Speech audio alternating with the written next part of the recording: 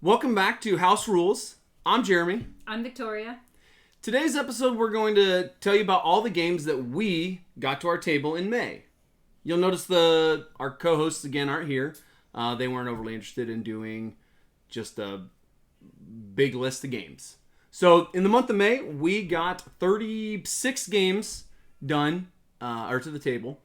But we're not counting our board game arena, our BGA games. It's mostly just the same game over and over again. Cribbage, there, we added it. So, Can't go wrong with cribbage, though. So, you know what? We'll just jump right into this list, okay?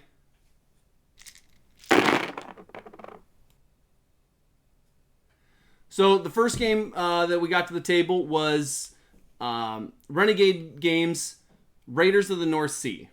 A little cool worker placement game. A Viking raiding. Oh, yeah. That's a really cool worker placement mechanic, but what else we do? Reef by Next Move Games, and it's just you're building a little coral reef by stacking different pieces. So pretty. So pretty. The next game, I love this next one. We played Red Dragon Inn. Now, you need to find the right group to play this game with, but this game has a bunch of expansions that add so many players if you want to.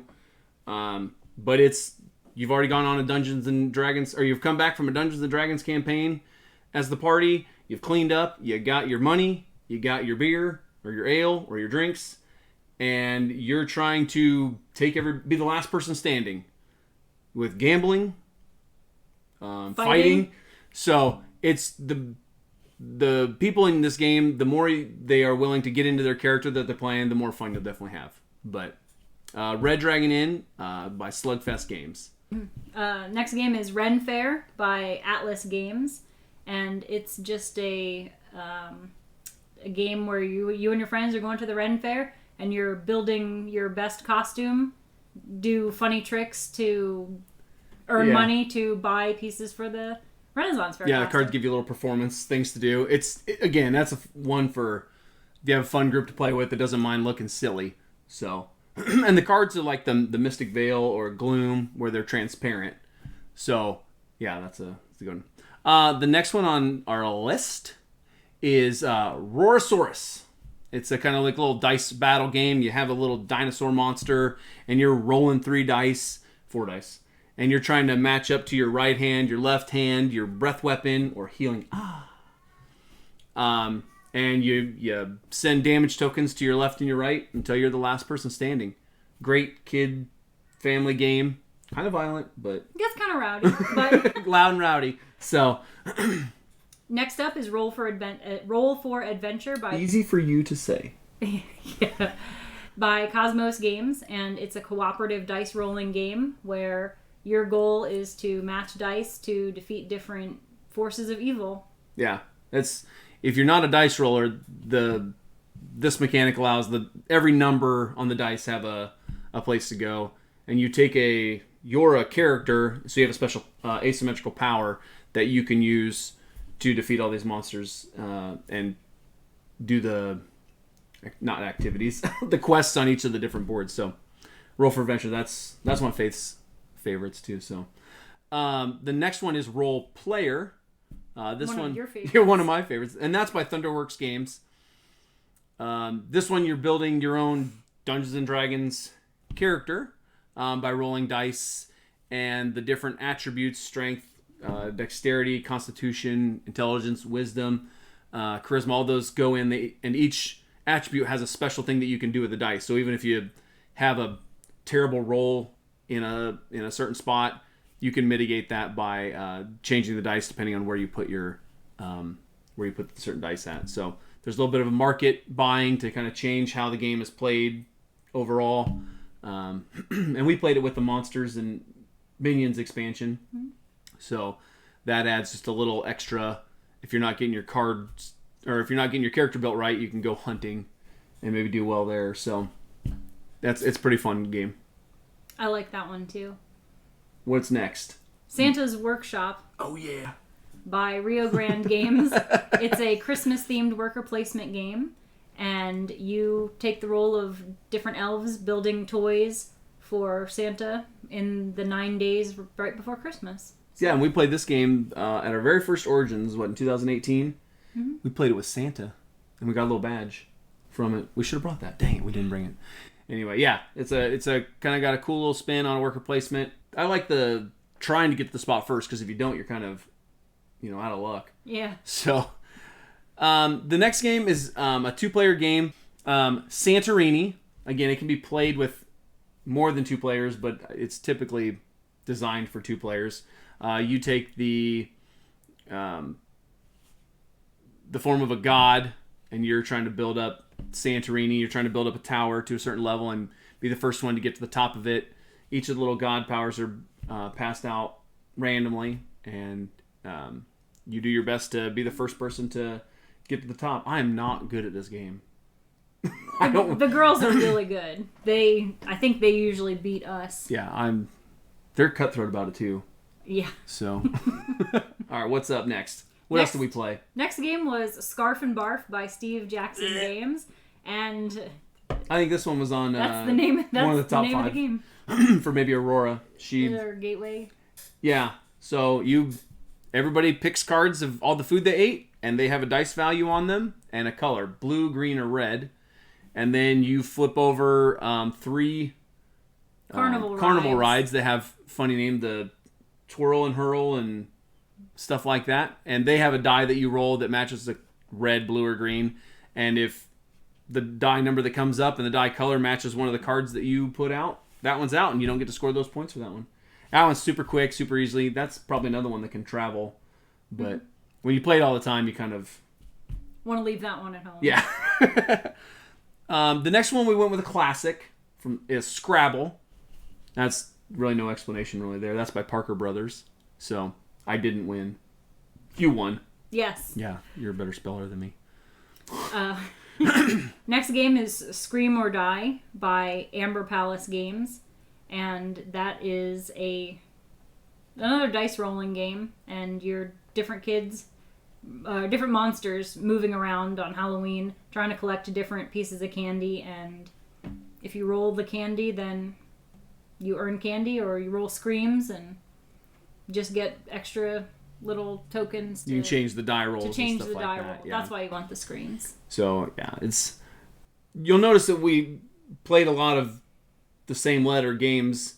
We're kind of in the middle of our The second A half to of Z our challenge, A to Z. Playing all of our games in our collection. And normally we pull all these games out in October, or not all these games, but like Scream or Die, and we have some other Halloween style games. But because otherwise we would be playing these all the time. I don't know why they're so popular. The girls love them. The girls love them. That one definitely is easy to get to. I keep getting all the classic ones. The next one we played was Settlers of Catan by Cosmos. Not Cosmos. Yes, Cosmos Games. Damn, I'm getting better. We had kind of an older version of it, I guess. Mm-hmm. It's kind of the classic kind of area control-ish resource hand management game. Building roads, building cities, building settlements, getting diplomacy victory points.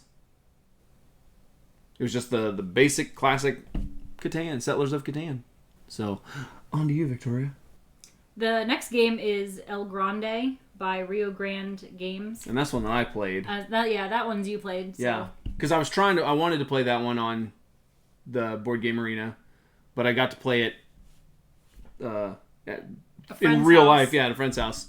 That one's more of an area control game. You're playing. It's an older game too. You're putting your pawns out on a board, kind of Spain or Europe. Yeah, Spain. And you're just whoever has the most in that region scores. And there's different power cards, or not power cards, action cards that change up what's happening throughout the game. And so, if you ever get a chance to play it, do it. It was pretty fun. It can be thinky, and you got to pay attention to what everybody else is doing. But it was a good game. You can check it out on Board Game Arena if you're interested. Next up is Blockus, a classic game by Mattel, and it's for 2 to 4 players, and you have different Tetris tiles that you need to build across the board and try to fill up the board, Try to connecting fill the up the board. corners, not the flat sides. in your own pieces you want to connect to the corners, Right. but you can touch sides with your opponents, and kind of whoever gets rid of their pieces first, or all of their pieces and scores the least amount of points, Yeah, is the winner. that's always an easy one to pull out. I didn't play the next game. You did with the girls. Welcome to by We got the next couple games. Jeez. yeah, Welcome to by Blue Cocker Games, and that is a classic flip and right of building. We say classic a lot, I've noticed. Classic. Go ahead. I don't know. You're how right. that's No, done. I like Welcome to. It's a fun game. Flip and right, draw little lines, build neighborhoods, score massive points. Or have nowhere to put a pool and just scratch that one out. Scratch that one out. The next one is My City, which is actually a legacy game, which I did not play the legacy version, but I played the other version, and the other version is you are taking tiles and trying to build the ideal city based this on one. the different building types. Yeah, this is one I want to get for the family to try as the legacy game itself from start to finish. I think that'd be super fun. The next game I played, again, just with some friends, and that was Alchemists. Alchemists? Yeah. And that's by CGE Games. It's kind of got a cool, it's app-driven. There's a little worker placement mechanic, but you're trying to determine how certain ingredients work together in a potion, and sometimes you give it to your student, sometimes you give it to yourself, to good or bad. Somehow I got second, but yeah, I'd have to do like 3 or 4, 5, 6, 10 more playthroughs to really grasp what was going on. There's a card that you kind of check off what you've done and what you know, and I'm not sure I figured out what I knew and what I didn't know. That one was a little rough. Is that a social deduction game? No, it's just it kind of, if I compared it to anything, it would be Search for Planet X, game we played with Jake with the little turn thing. You got to find the comets and the different moons and stuff like that. Okay, I remember that. Yeah, but that's the only thing I compare it to as far as that goes. Ooh, let me do another one. Okay. Okay. He's gonna do the next. So the next one is Disney's Sidekicks. It's a cooperative game. We played this one with you, me, and Faith, actually. I think Aurora was gamed out when we played this game. But you take control of one of the sidekicks from one of the Disney movies, and you have to not necessarily attack, but you're trying to rescue your hero and also defeat whatever that hero's villain is. And I, didn't do very good, and I got beat up by Captain Hook pretty early. I think we only went like 4 rounds. So that game plays a little bit better, the higher player count, in my opinion. 3 people, it just didn't seem like you could really go anywhere, and it was just done. Oh well. But we've only played it a couple times. Once with 3 people, once with 4, and 4 just kind of felt better. But I get the next one too. So the next game we played was Simon's Cat, and that's a Steve Jackson game. And this kind of plays a little bit like Uno. I think it's based off like a web comic, where you take. Everybody's got a whole hand of cards, and you're trying to get rid of try to take the least amount of messes. So as the cards are played out, if you can't play a card, you have to take the mess and then start the new round. And this is a cool mechanic because there's not really a winner, but there's a loser. So if you have at the end of the game, if you end the game when you get 3 messes, or not 3 messes, 3 Simon cards from having the most messes. So, and then everybody else wins. So I lost. Just so you know, that's how that one ended. Our next game is another traditional game that's been around for a while. What happened to Classic? I thought I'd change it up a bit. Oh, okay, that's like that. The classic game, Skip Bo by Mattel. No explanation needed. Nope. So You want to do the next one? Because I took like 3. sure. Next up is Shadow Days, which is made by Black Tea Studios. Yeah, and that was actually that's a deck building game ish. We got that one actually from a friend who backed it on Kickstarter way back in the day, and then he moved out of the country and he's like, I don't really have room to take this, so you guys do it. And we played it once back in the day, and then we pulled it out for our A to Z challenge in our S games, and it actually wasn't bad. It was pretty fun. It went a lot. After playing more games, it made a lot more sense because we weren't really into deck builders back then. We hadn't really played any, but now we had, and so that made that one go a lot smoother. That plays well at 2 and 4 players, right? But I think 4 is better because there's more interaction. Yeah, it's not just okay. I'm going after you. So you have a life counter and you have money counter, and you have different cards out there that you pick one to attack somebody else. If you defeat that card with the dice roll, you gain the amount of gold that it's worth, and that player loses the amount of life that card was worth, and the last person standing wins. The next one on our list was Skyward. And how do you describe this game? This one is for 2 to 4 players. I like it at 4 players. There's not as much, but I prefer a higher player count. It plays faster at 2 players, obviously, but there's factions, and you're using these faction cards to buy other cards to put on your building area, your moon. You're trying to build the best air city. I think it's an air city, and you build different buildings. There's different techs and upgrades that you can buy with the different factions. And you score points for the different cards, and I do prefer it at 4 players. I know that I've seen this on other channels. Somebody's talked about it, and they preferred it at 2 because it's quicker at 2, but you get to see more of the cards at 4 players. So, and we're always big on that. So, go ahead. What's next? Silver Bullet by Bezier Games, and that is how would you describe that game? Like, boy, it's a card game. It's a card-based game, so you're trying to score the lowest points. Bezier kind of has like this wolf motif, and you're trying to attract the least amount of wolves to your village, but you have a bunch of cards face down that will have a number on them, and the higher the number, the more wolves they attract. And so only by turning them face over through different mechanics in the game can you see how many of your points you're going to have. There's different mechanics so you can get rid of your cards, but the game's played over 4 rounds. When the round's triggered, you add up all your points. And this one there's Silver Bullet, Silver Dagger, Silver Coin, and Silver Amulet. They all play the same way, and the cool thing about it is you can mix and match the different cards, but the cards go from 1 to 12 or 13, and you have to have all of those in there, but you can pick them out of any of the deck. And then between the bullet, the coin, the amulet, and the dagger, they allow for different mechanics in the game, so whichever one you like best, which we like the bullet one the best. Actually, if we play the other ones other than bullet, Faith daggerize us.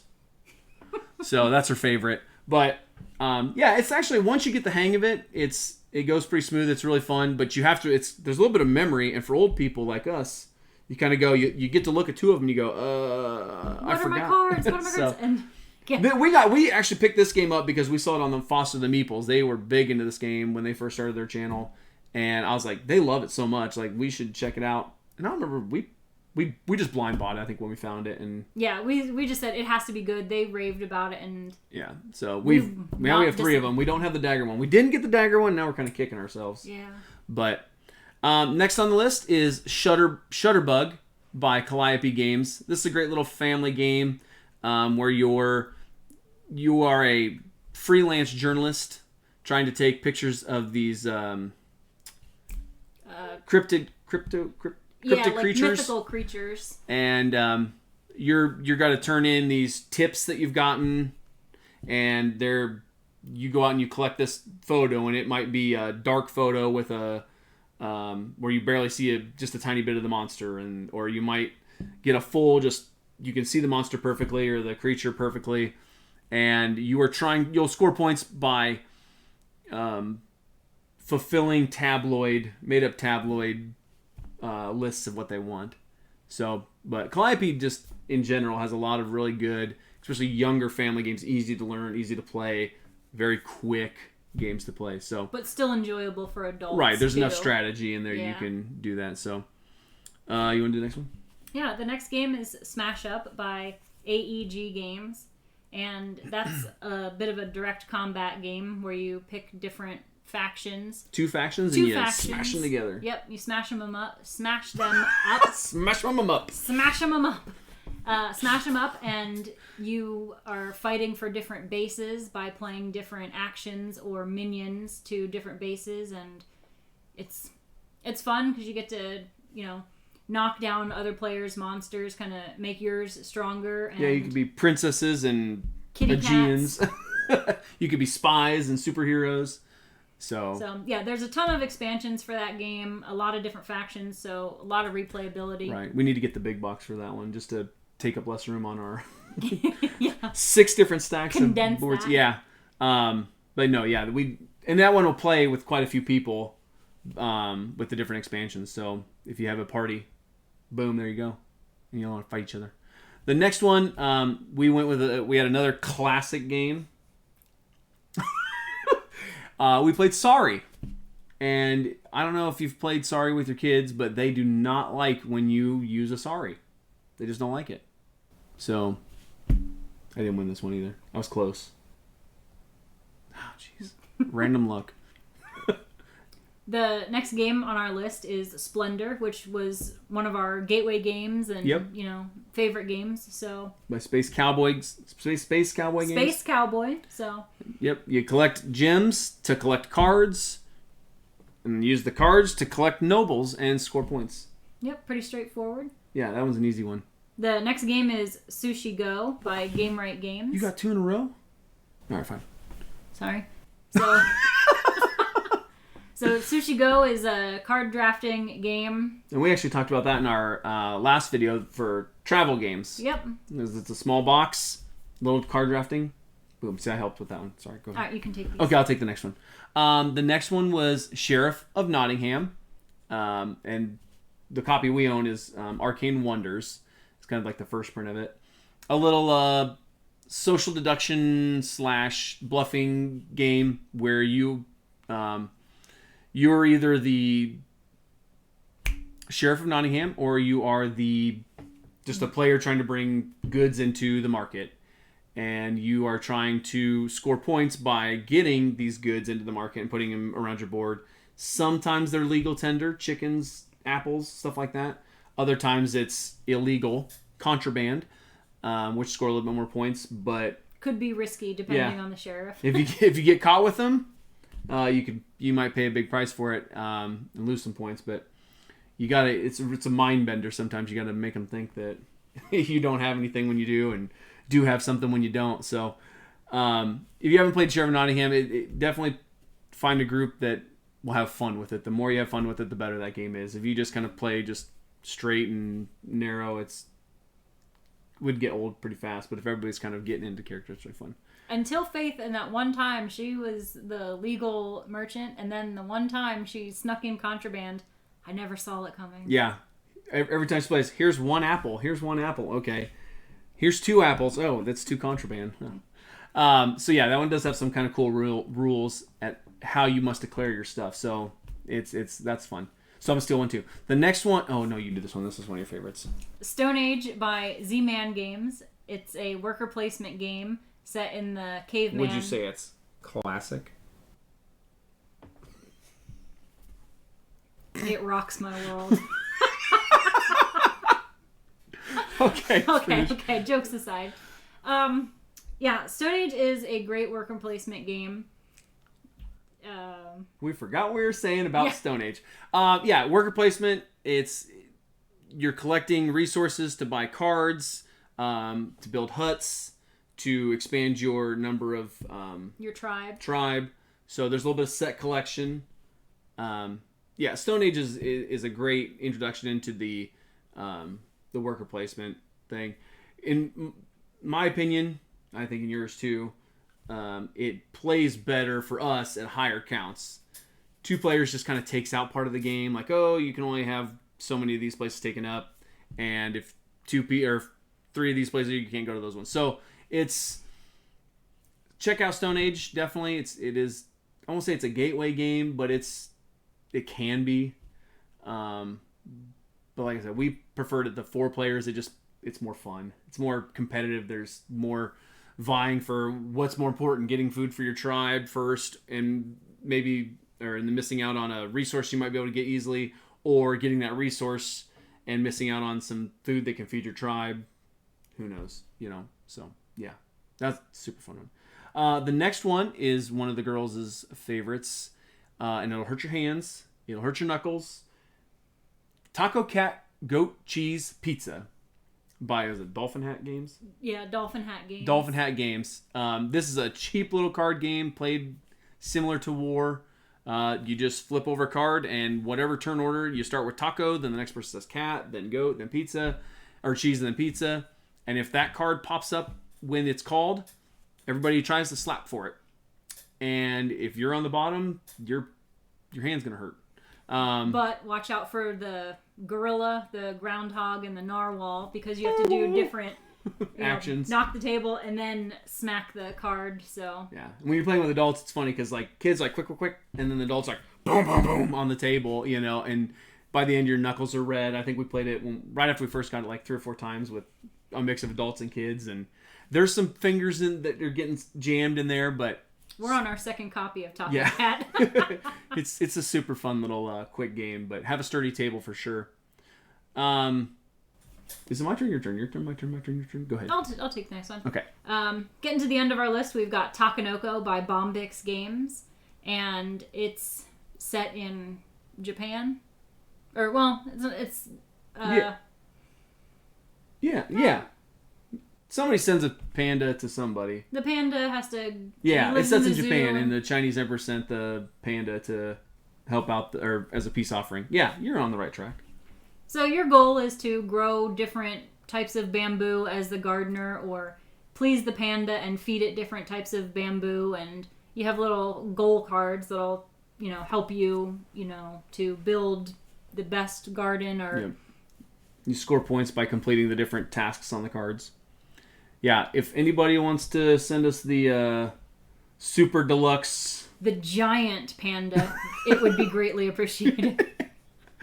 Yeah, twice we bought a game and then it comes out with this big deluxe version that's more expensive, and then we go, Stone Age Anniversary Edition. Heartbroken. The next game that we played is one of my favorites, and that is Tapestry. It's a civilization-ish building game. You move up on 4 of these different tracks, but we have an expansion, so we got 5 tracks. There's a little bit of it's a Stonemaier game. I love Stonemaier games. Great inserts and great production pieces. Nice quality, beautiful production pieces, great artwork. Yeah, so you definitely are moving up on these different tracks, earning different cards, tapestry cards, invention cards, science places, and each of the different tracks let you do something different, and you choose what's going to work best at that point in the game for you. Again, and what's nice about Tapestry is it plays great at almost the same, if you ask me, at 2 players to 4 players. You're just trying to score the most points by moving up on these tracks. There's not even really much to say. There's a lot of little things to pay attention to, but once you know how to play, you do a couple rounds, then it makes perfect sense. So, Tapestry for your civilization building game. And next game is World's Fair of 1893 by Renegade Games. We discussed it in our travel video. Yeah. And because it wasn't too long ago that we played it, so. Mm-hmm. So it's a quick game that you're going to the World's Fair, and you visit different areas and try to collect different cards, patents, and different exhibits at the World's Fair. Yeah, try to collect by collecting the icons for those different agriculture, technology. stuff like that. And then that one plays in like 3 rounds too. So I think we forgot to mention that in the last video. But it plays in variable numbers: 2, 4, 3, 4. We preferred it 4 just because you get to see a little bit more cards, a little bit more competition for the game instead of vying for 1 or 2 spots. 2-player game it seemed like. But it's also random every time you play. I mean, there's only so many combinations you can have, but each type of exhibit thing is a different color: blue, green, white, and it'll change up the position of it every time because you deal it out randomly. So, and then it depends what cards come out around the board based on what you want to collect. So, and it has a cool mechanic of how you fill the different places. If this only allows 3 cards, and there's 3 cards there, you skip it and go to the next one and add cards that way. So, all right. So the last game that we played in May was Root. Yeah, Mighty Kingdom Woodland Creatures. I'm terrible at this game, but this was our second playthrough of this game, and I was like, I got to give it another chance. The first time it was just like a slow, agonizing defeat. I was the cat this time too, but Woodland Alliance for the win. You didn't win this time, but yeah, no. It was fun because the first time we played with 3, the second time we played with all 4 of the base characters or factions. I want to play it again just to get another playthrough, and I'll probably be the cats again. I did a lot better the second playthrough, but it was brutal. I just haven't figured out. There's the dice rolling mechanic in this game. Just when 0 is not your best friend, I'm gonna roll 0s, and when 3 is what you want, I'm gonna roll 0s. And just, you know what I mean? Do you know what I mean? Right. Just 2 hours of me going, well, I can't fight there. Oh, I just lost that building. Oh, I just lost that area. It's an area control game by Leader Games, and I'm gonna win the cats someday. Maybe I'll get it's Jake's game. Our friend Jake. That's his game, and he said he's gonna buy one of the expansions so he plays the lizards. Is the lizards any good? Put it in the comments. How do you win the cats? Put it in the comments. How do you defeat the Woodland Alliance? We figured that out. Don't put that in the comments. Unless you want to. I have to say that Root is more balanced at 4 players than the first time we played it was at 3, and I think you need that 4th player to kind of balance it out. Yeah, the Woodland Alliance just kind of took over, and it was like, I can't attack. I'm going to lose the fight anyways. What is the point? But anyway, so that was our 36 games that we played in the month of May. We're still in the middle of our challenge of our A to Z games, playthrough of all of our collections games. Wow, that was hard to say. So we'll see kind of where June takes us. I think there'll be quite a few T games in there. But sometimes we do play games at other friends' house, and we don't want to be like, hey, you have to play this game with us. That's unetiquette for board games. Poor board game etiquette. Anyway, if you enjoyed our list of games that we got to the table in May, let us know by leaving a like on the video. Give us a comment of what of these games that we talked about that you enjoyed. Definitely tell me how to beat everybody in Root if you know how to. Tell us what you're playing this month. Or... Yeah, definitely let us know that, because if maybe there's something we haven't played and we want to get it to our table. Hit that notification button so you don't miss any of our wacky, goofy comments that we make throughout this whole thing. And again, just like and subscribe, and we'll see you next time on House Rules. Thanks for watching. Bye.